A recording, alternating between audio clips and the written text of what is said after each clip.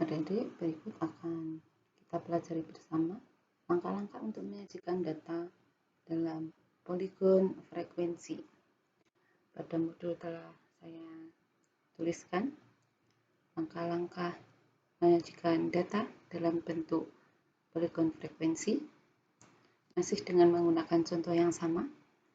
Yang pertama, kita akan menyusun tabel distribusi frekuensi seperti yang sudah kita susun bersama pada video sebelumnya. Yang pertama adalah menyusun tabel distribusi frekuensi, ya. Kemudian yang kedua, menambah satu kelas interval sebelum kelas pertama dengan frekuensi 0. Maka saya tambahkan di sini 23 sampai 30 dengan frekuensi 0. Langkah yang ketiga adalah menambahkan satu kelas interval setelah kelas yang terakhir dengan frekuensi 0. Saya tambahkan di paling bawah 87 sampai 94, frekuensinya 0. Langkah yang keempat adalah menentukan nilai tengah dari masing-masing kelas. Seperti yang telah kita pelajari sebelumnya, nilai tengah diperoleh dengan menjumlahkan batas bawah dengan batas atas dibagi 2. Maka kelas yang pertama kita dapatkan nilai tengahnya adalah 26,5.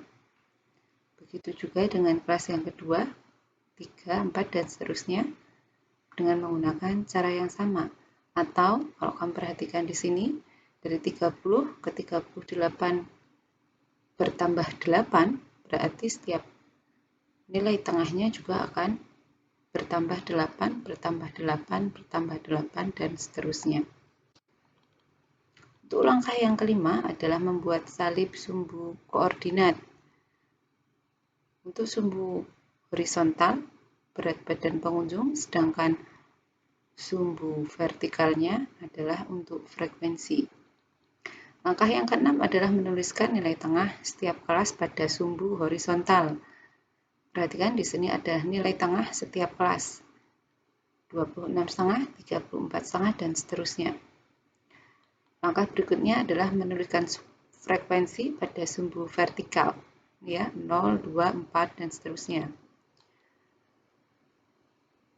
Kemudian kalian buat titik pada setiap kelas sesuai dengan frekuensi.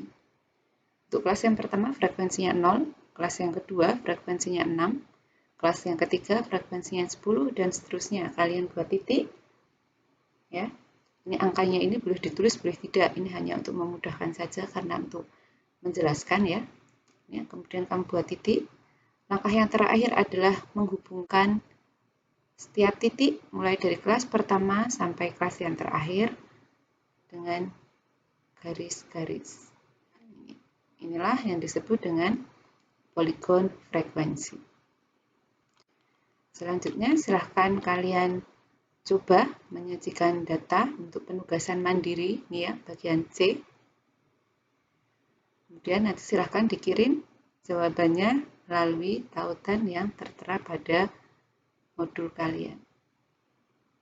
Sekian, wassalamualaikum warahmatullahi wabarakatuh.